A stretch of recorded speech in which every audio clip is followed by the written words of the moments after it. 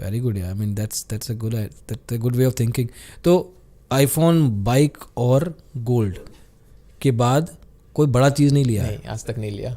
शौक नहीं बदले, आपका माइंडसेट बदल गया बस. तो आपके लिए अभी खर्चा क्या है?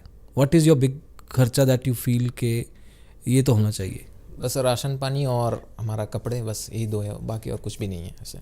और घर से कोई प्रेशर तो नहीं है कि मेरे को सोना नहीं लेके देते हैं? पापा as a retired army person है, तो अच्छा. हाँ, तो उनको एज ए पैसे की ज़रूरत नहीं पड़ता है.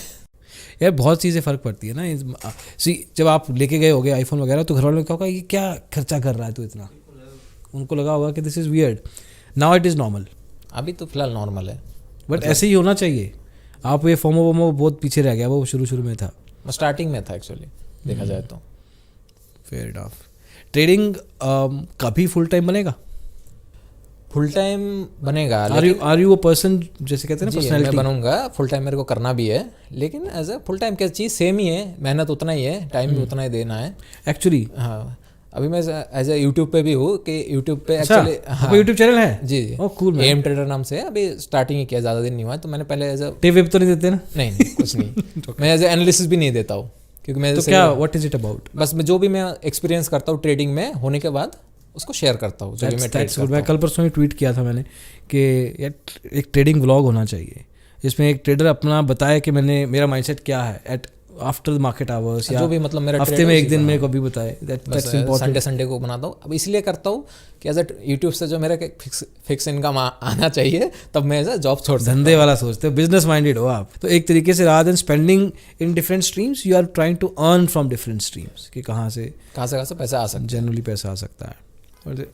ओके. हाँ, मैं तो सवाल ही खत्म हो गया यार. क्योंकि बहुत सारे फ्लॉज ढूंढते हैं अपन, बहुत सारे एग्जांपल्स ढूंढते हैं कि ये मैंने ये नुकसान कर दिया, इसका वजह से ये हुआ. You are very systematic.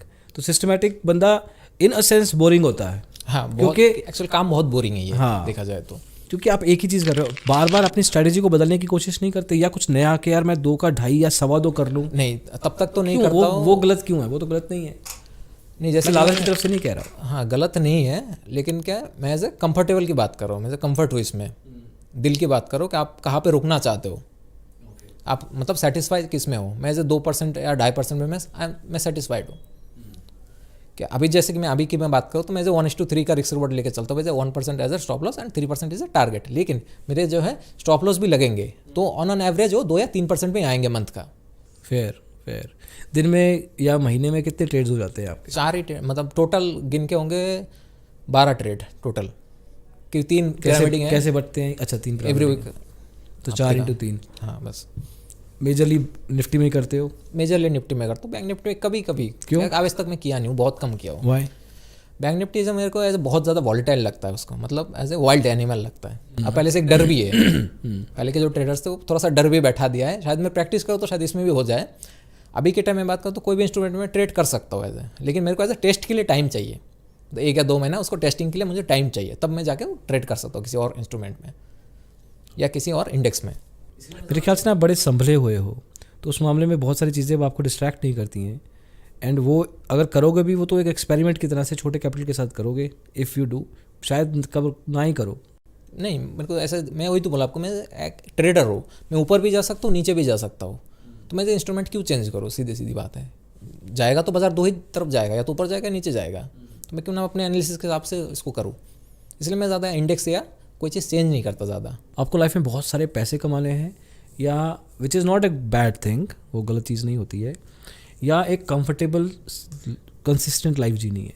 मेरे को एज ए मैं या बहुत सारे पैसे कमा के तीसरा ऑप्शन भी है नहीं कंसिस्टेंट लाइफ. एक्चुअली एक बड़ा कैपिटल के साथ एक मतलब कोई काम ना करना पड़े, जिसको बोलते फाइनेंशियल फ्रीडम. राइट. इसको अचीव करना चाहता हूँ पहली बात तो. व्हाट इज़ द बड़ा कैपिटल फॉर यू? जैसे कि मान लीजिए कि मेरा जो भी मेरा खर्चा है, जैसे कि मान लेते कि सपोज मान लेते 1 लाख का मेरा खर्चा है, तो एटलीस्ट मैं बैठे बैठे कुछ काम ना करके मुझे एज ए 1.5 से 2 लाख मेरे घर मतलब जेब में आए महीने के. ऐसे मान लेते कि मैं मेरे पास जो है मैंने ऐसे 10 करोड़ रुपए मैंने इकट्ठा कर लिया काम करके, उसको जब मैं एज एफ डी कर लिया तो उसको जो इंटरेस्ट 10 करोड़ का तो 70 लाख एफ डी आ गया आपका साल का. तो महीने का 6 लाख बांट लिया मैंने के हिसाब से. महीने का 6 लाख हो गया. 6 लाख बांट लिया और कुछ 1% या 2% उस पर छोड़ दिया, ताकि वो भी खत्म ना हो, वो भी बढ़ता रहे जो 10 करोड़ है. 1-8% उसमें भी कंपाउंड होता रहेगा। करेक्ट। तो इसमें क्या मेरे को एज ए काम नहीं करना पड़ेगा, मैं अपने फैमिली के साथ टाइम स्पेंड करना चाहता हूँ, कि बहुत ज़्यादा मैं बाहर रहता हूँ, इसलिए मैं एज ए मेरे को बहुत ज़्यादा अमीर नहीं बनना है, लेकिन एज ए मेरे को काम भी ज़्यादा नहीं करना है। ये नंबर ऐसे ही बोला आपने 10 करोड़, या ये एक्चुअल नंबर है कि आप इसके बाद काम नहीं करोगे?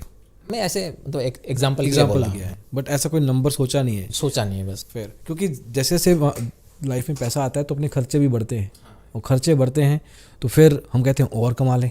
यही बंदा फिसता रहता है कि खर्चे बढ़ गए और कमाओ, खर्चे बढ़ गए और कमाओ। तो वो सोच भी तो आएगी कभी, आप 10 करोड़ या 5 करोड़ या 20 करोड़ भी सोच लोगे कभी, आपका लाइफस्टाइल का खर्चा अब 1 लाख रुपए है, कभी 4 लाख 5 लाख भी तो होगा। फिर उस हिसाब से आपका